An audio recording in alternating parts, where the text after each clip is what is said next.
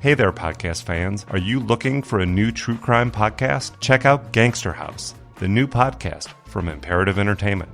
Gangster House has everything: hospital hitmen, FBI informants, a prison escape, a van explosion, and so much more. I'm Jason Hoke, creator of Gangster House and producer of podcast megahits Atlanta Monster, Broken Hearts, and Monster, the Zodiac Killer. Listen to Gangster House right now on your favorite podcast player. This story is based on true events. The names and events were altered slightly to protect the guilty. Have you ever heard the movie You've Got Mail? It came out in the late 90s. It's about two people meeting online. One owns a little bookstore. The other owns that large corporate bookstore. Not knowing who the other is, they begin an anonymous internet romance, oblivious to the other's identity. It stars Tom Hanks and Meg Ryan. It's a classic romantic comedy that people loved. A Hollywood script that's just too perfect to be real. And like most things in Hollywood, none of it was. It was a work of fiction. For a Canadian man named Gil, meeting someone online was not fiction. It was real. And it started in Edmonton, Alberta, Canada. Gil met a girl on Plenty of Fish. She was blonde, blue eyes, attractive, and after talking to her for a few days, she said that they should meet up that Friday, October 3rd, 2008. So they set a date, and she sent him step-by-step directions and instructed him to enter through the garage. When Gil arrived, he saw that the garage door was open a third of the way. So he climbed under the door to meet her. It was dark as night, and suddenly a blue light. It was a stun gun. He was towering over me, wearing this hockey mask. The hockey mask is what scared me the most, because obviously right when you see that, it was obviously no date. We're just both standing there looking at each other, and that's when he pulls out this gun. Gil was pushed to the ground. If I died right then and there, no one would know what happened to me. His eyes and wrists were duct taped, and at this point, it's either fight or die. And Gil decided that today wasn't the day to die. He was somehow able to get loose, peeled the duct tape off his mouth, and made that risky choice to lunge at the masked man and grab the gun. It was the greatest feeling I ever felt, because the gun was plastic. The man furiously started hitting Gil on the temple. Blow after blow, Gil took steps backwards until he saw his opportunity. He took one more step backwards, fell to the ground, and started rolling. He rolled right out the door. Rolled under the garage door, and I was outside. And my legs wouldn't work. Now I'm crawling down this unpaved gravel driveway. He comes out after me, and he grabs my legs, and he starts pulling me back to the garage. Gil's legs were exhausted from the struggle and the pain of the stun gun, but he was still somehow able to get away. He ran into an alley, jumped into his car, and sped home, locking the door behind himself, deleting his profile. A few hours later, he received an anonymous email stating if he said a word, he would be dead. A week later, on Friday, October 10th, a computer expert named Johnny tells his friend about a date he had planned to go on with a girl he met online. He's supposed to meet her that night at 7 p.m. Johnny arrives a few minutes early and tells a friend via text that she wants him to walk in through the garage. Friends contact him later that night to ask about that date, and there's no response. A day later, Johnny's friends start receiving bizarre emails explaining that he was madly in love and the woman he had met was taking him on a vacation to Costa Rica. Johnny's friends knew that this was wrong.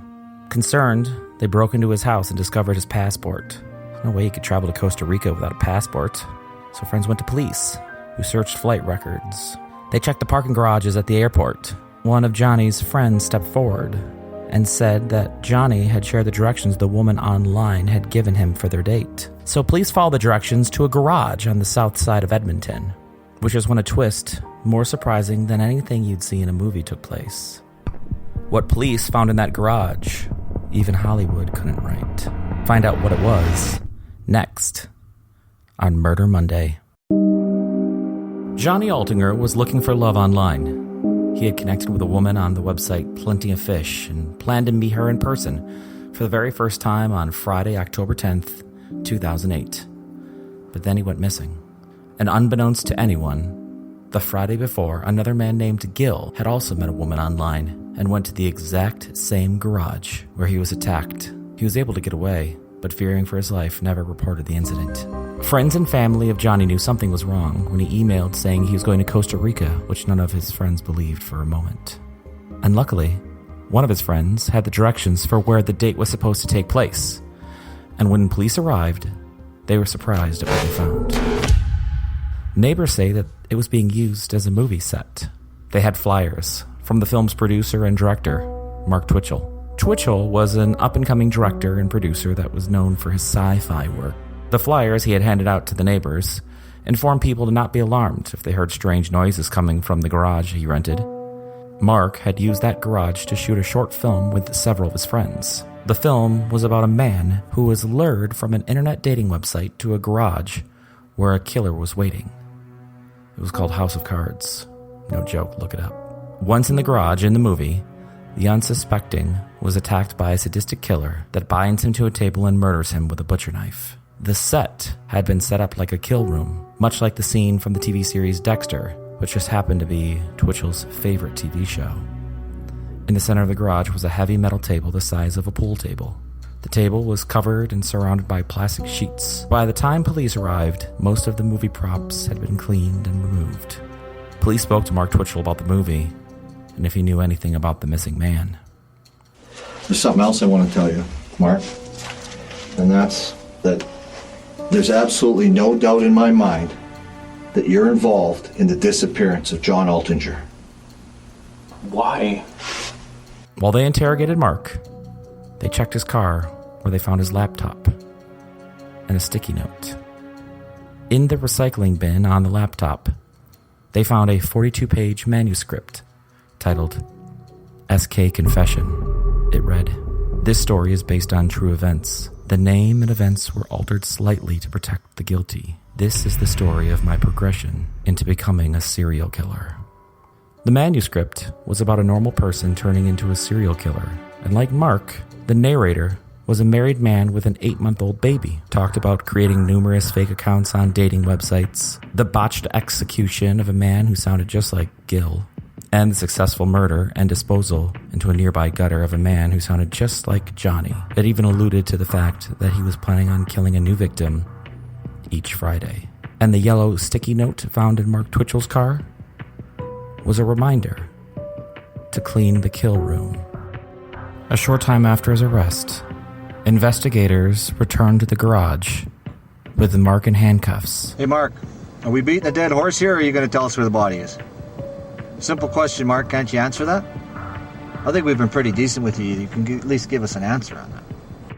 After a month of testimony and evidence, which included DNA being found in Twitchell's car and clothing, as well in a nearby gutter, the jury deliberated for 5 hours and found Mark Twitchell guilty of first-degree murder.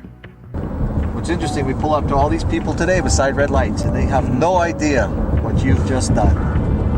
That you're the guy that wanted to be a serial killer but got caught on his first kill. No idea. Kind of ironic.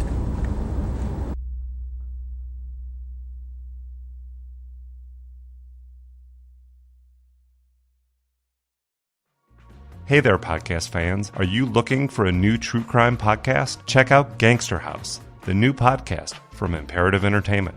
Gangster House has everything: hospital hitmen, FBI informants, a prison escape, a van explosion, and so much more. I'm Jason Hoke, creator of Gangster House and producer of podcast megahits Atlanta Monster, Broken Hearts, and Monster, the Zodiac Killer. Listen to Gangster House right now on your favorite podcast player.